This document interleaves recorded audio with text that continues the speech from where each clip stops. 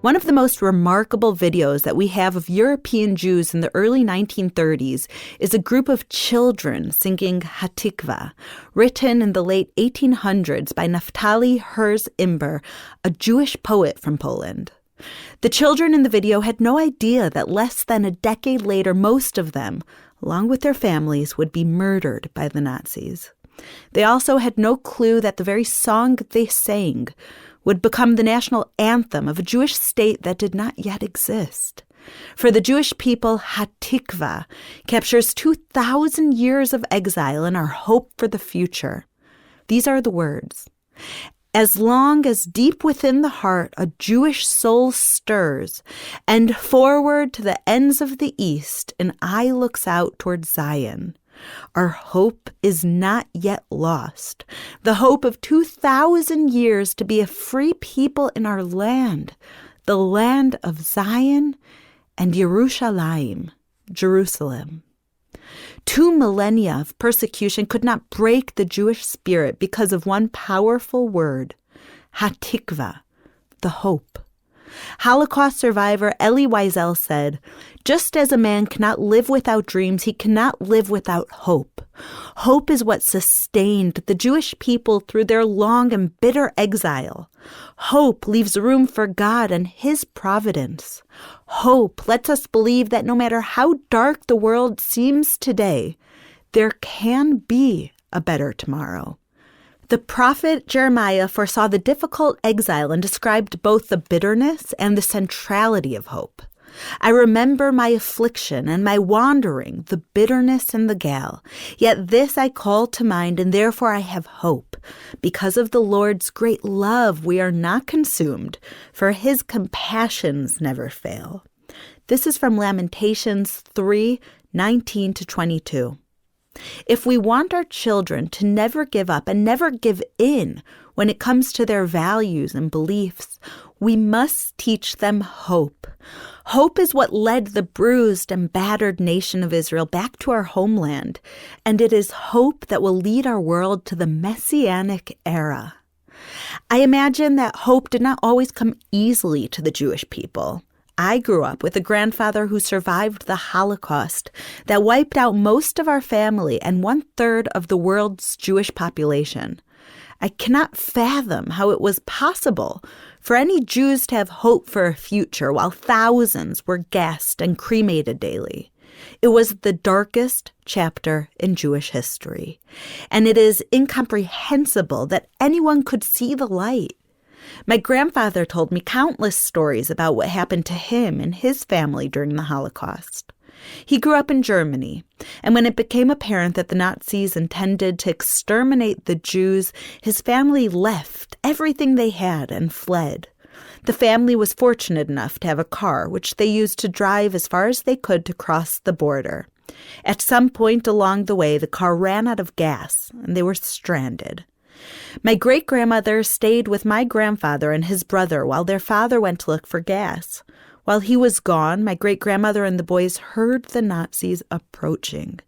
They waited as long as they could for my great-grandfather to return, but when the bullets got too close, they ran.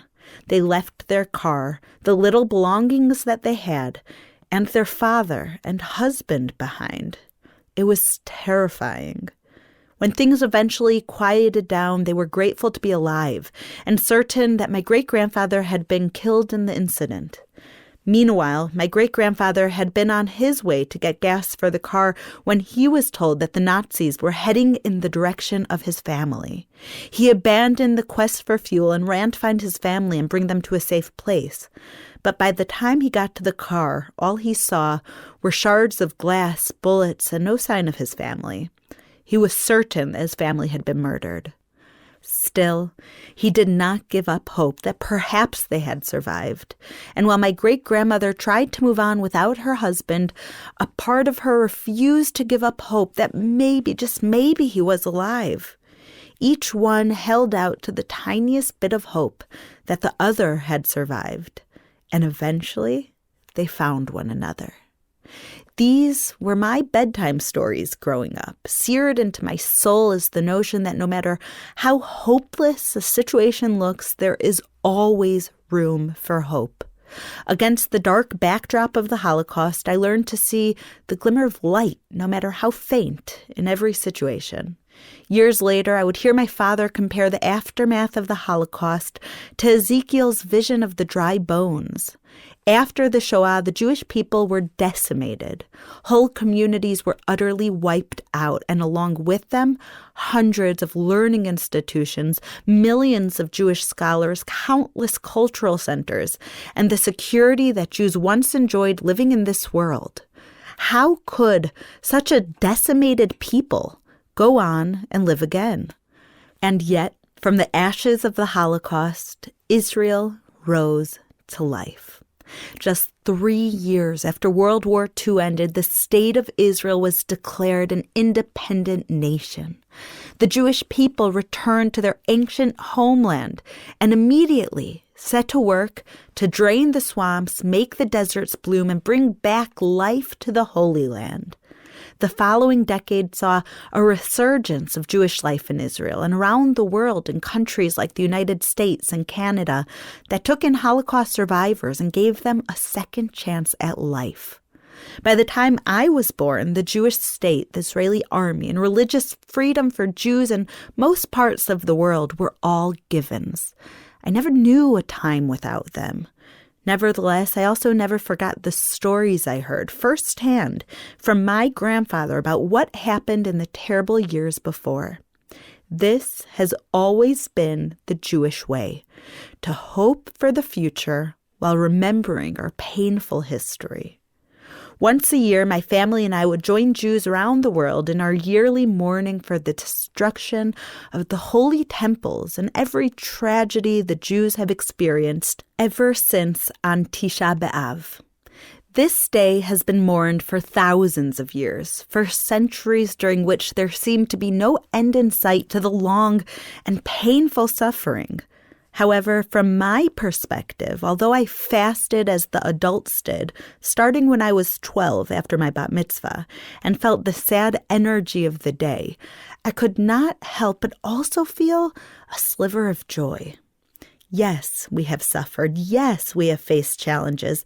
But oh, how far we have come and how brightly God's providence has been demonstrated to his children over and over again.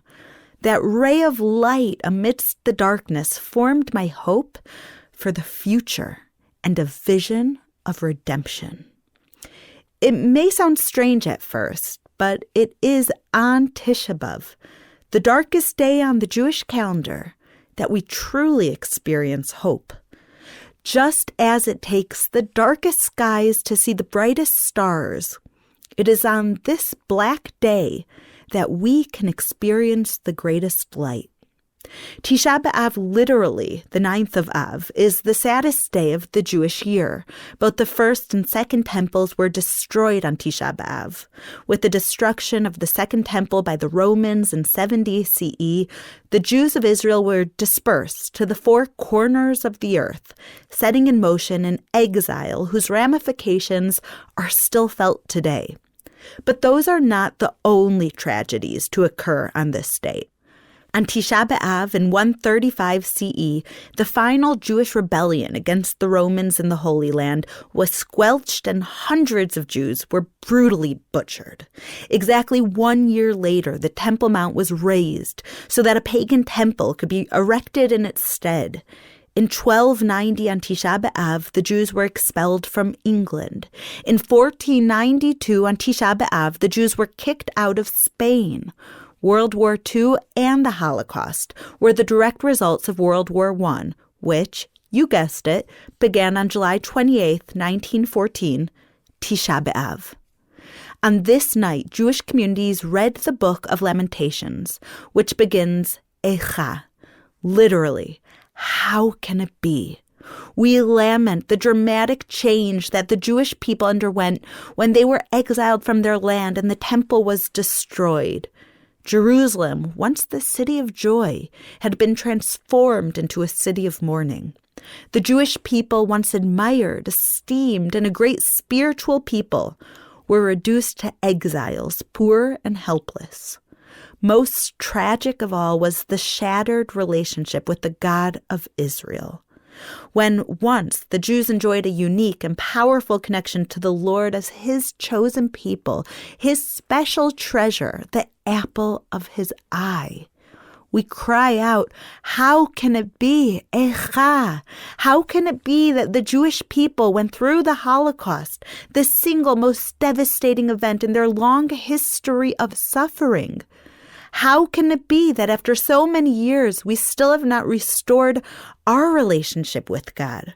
How can it be that the world still has so much evil within it? As we read in Lamentations, this is why I weep, and my eyes overflow with tears. In Lamentations 1:16.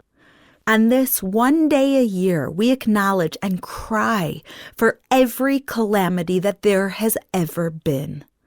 Following the Book of Lamentations, we recite elegies describing the many tragedies that have befallen the Jewish people throughout the centuries. On Tisha B'Av, we observe the laws of mourning, including sitting on low chairs, not greeting one another, and not wearing any freshly laundered clothing. In addition, Jewish adults do not eat or drink, engage in marital relations, wear leather shoes, shower, or apply soothing oils. The general atmosphere is somber, and we refrain from any physical activities that give us pleasure. However, Tisha B'Av is not all about tragedy and mourning. Through the darkness, there is a ray of light, a glimmer of hope, a glance into the future. As we mourn what we lost in the past, we look forward to what God has in store for us in the future. A story is recorded in the Talmud, which is Judaism's oral tradition, that took place after the destruction of the Second Temple on the 9th of Av, 70 CE. Rabbi Akiva and his colleagues traveled to Mount Scopus, and they witnessed the temple's destruction. They were so distraught that they tore their clothing in mourning. When they got to the Temple Mount itself and saw foxes running around where the Holy of Holies once stood, they cried. However, Rabbi Akiva laughed. "Why are you laughing?" the rabbis asked.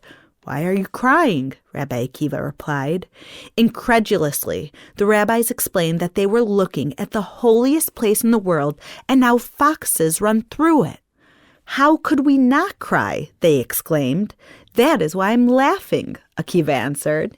He continued, "One prophet said, 'Because of you, Zion will be plowed like a field,' it says in Micah 3:12. And another prophet, Zechariah, said, 'Once again, men of women of ripe old age will sit in the streets of Jerusalem, each of them with a cane in their hand because of their age. The city streets will be filled with boys and girls playing there.' Since the words of one prophet have been fulfilled," said Rabbi Akiva, "I now know that the words of the other prophet will also be fulfilled."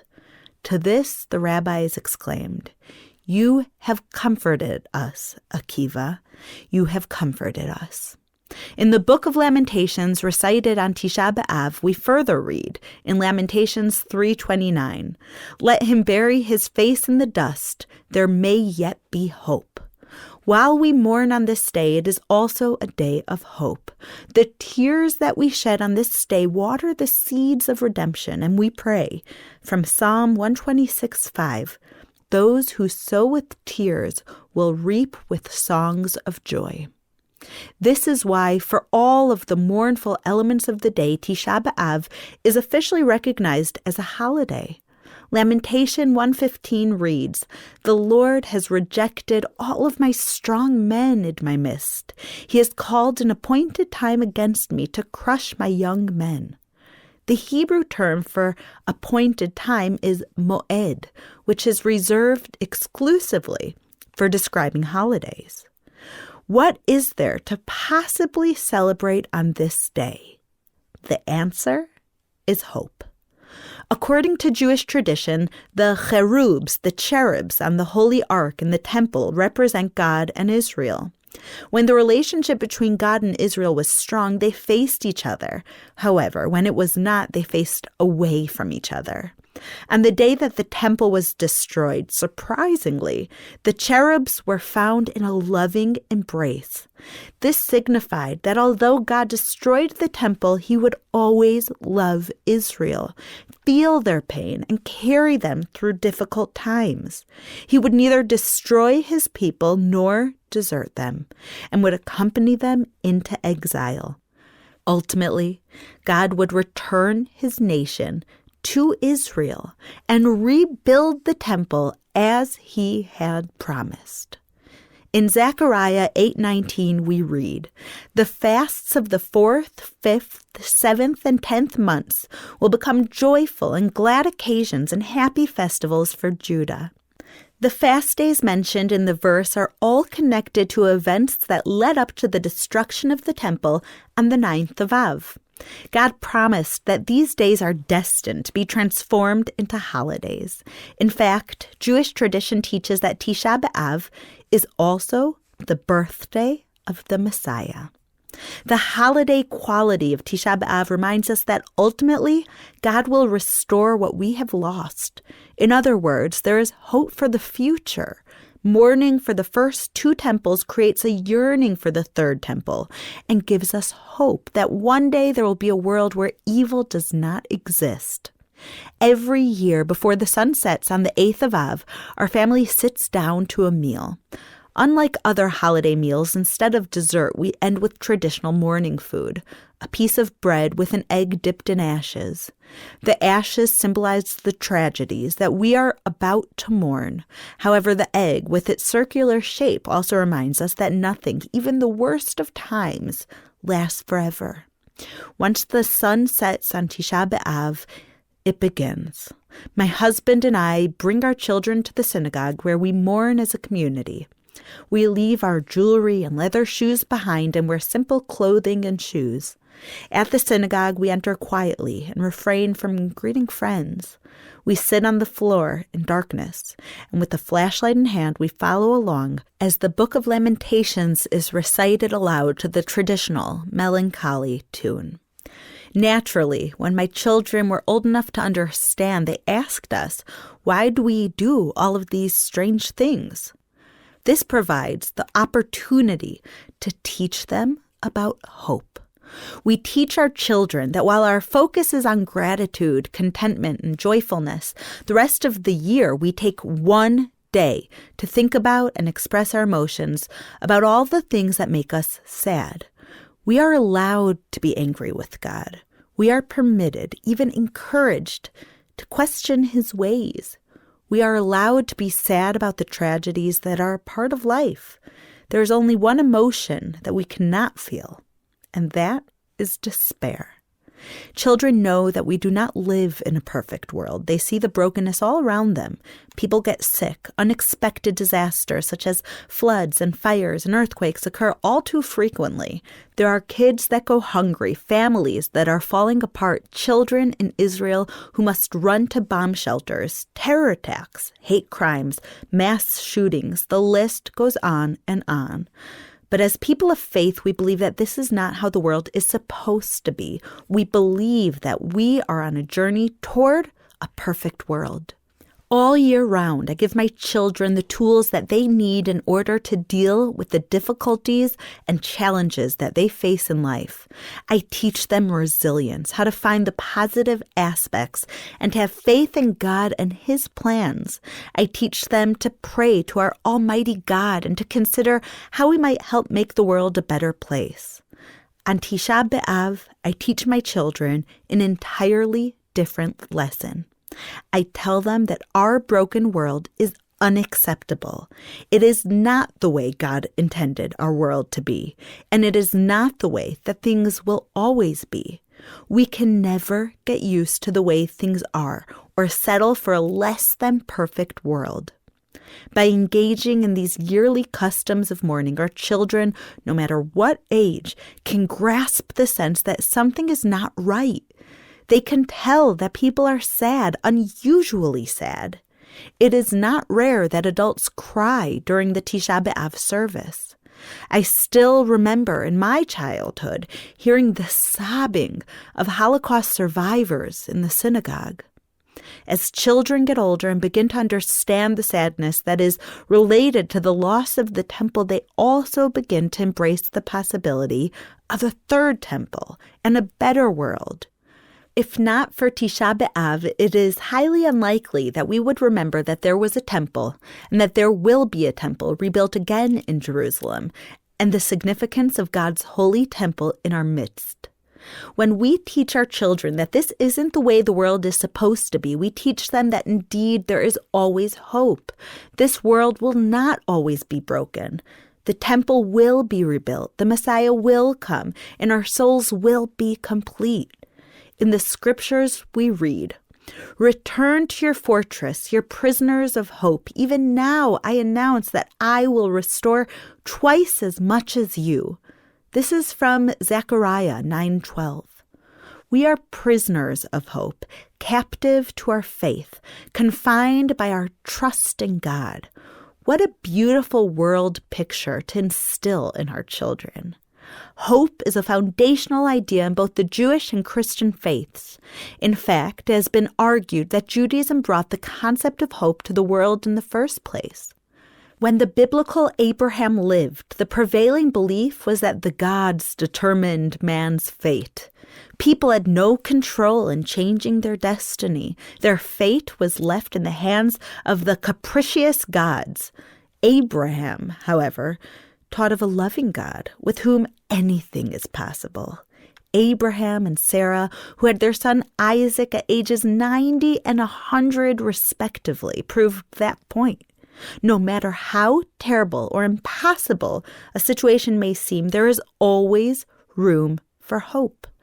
In the book of Exodus, the very foundation of the Exodus story is that the Israelites cried out to God because of their suffering. God heard and intervened. Their situation seemed hopeless, but the Israelites demonstrated that the God of Israel is a God of hope. There is no room in faith for despair. Rabbi Jonathan Sacks wrote, "Despair is not a Jewish emotion. Od lo avda tikvatenu." These are the words from our Hebrew anthem of Hatikva. Our hope has never been destroyed. For there is a Jewish way of telling the story of our situation. What happens is not chance, but a chapter in the complex script of the covenant, which leads mysteriously but assuredly to our redemption. Thank you for listening to the Nourish Your Biblical Roots podcast. If you like what you have heard, visit me at mybiblicalroots.org for more of my teachings, videos, blogs, and books. You can also follow me on Instagram at Yael_Eckstein or on Facebook at Yael Eckstein. Shalom.